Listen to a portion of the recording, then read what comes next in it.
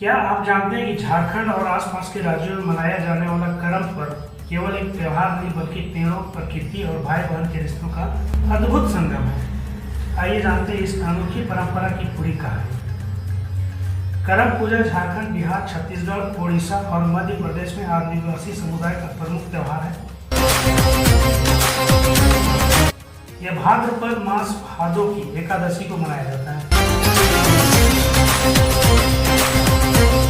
यह पर्व प्रकृति और विशेष रूप से करम पेड़, कर्मा वृक्ष की पूजा का प्रतीक है।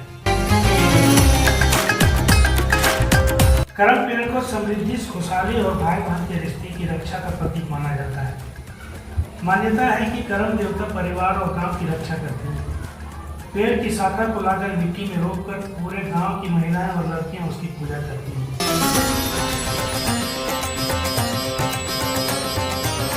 करम पेड़ की डाली लाकर पूजा स्थल पर लगाई जाती है। महिलाएं और युवतियां रात भर जागरण करती हैं और गीत गाती हैं।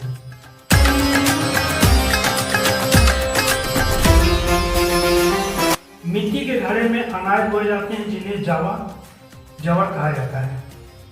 करम देवता को दूध, दही, धान और महुआ आदि अर्पित किया जाता है। करम पूजा मुख्य रूप से एक दिन और एक रात का त्योहार है, लेकिन इसकी तैयारी और उत्सव अलग अलग जगहों पर 2-3 दिन तक चलता है।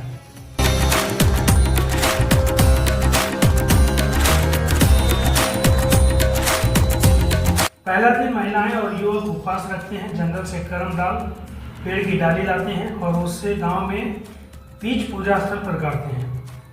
दूसरा दिन ढोल, मांदर और नगाड़े की धुन पर पूरी रात करम गीत और करम नृत्य होता है।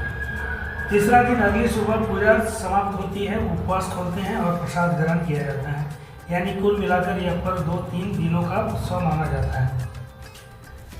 करम पूजा के दौरान गांव की महिलाएं और युवक करम गीत गाते हैं और नृत्य करते हैं।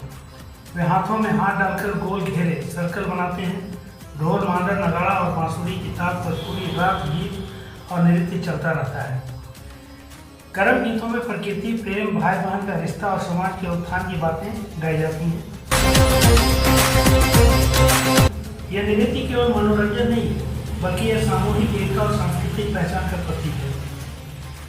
झारखंड की लोक संस्कृति में इसे जीवन का उत्सव कहा जाता है। ढोल, नगाड़ों की कूंज और गीतों की ताल पर जब पूरा गांव एक साथ नृत्य करता है तो लगता है मानो करम देवता स्वयं उपस्थित होकर सबको आशीर्वाद देता है।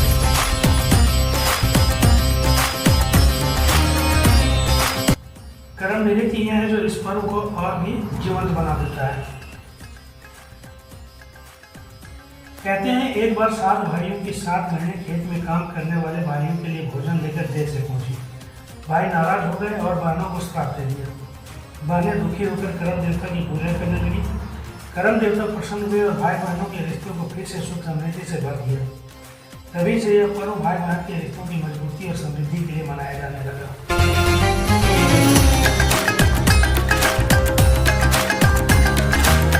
करम पूजा प्रकृति, पेड़ और पर्यावरण संरक्षण का संदेश देती है। यह त्योहार सामूहिक रूप से मनाया जाता है जिससे समाज में भाईचारा और एकता बढ़ती है। आदिवासी संस्कृति की लोक कथाएं और गीत इसमें जीवित रहते हैं।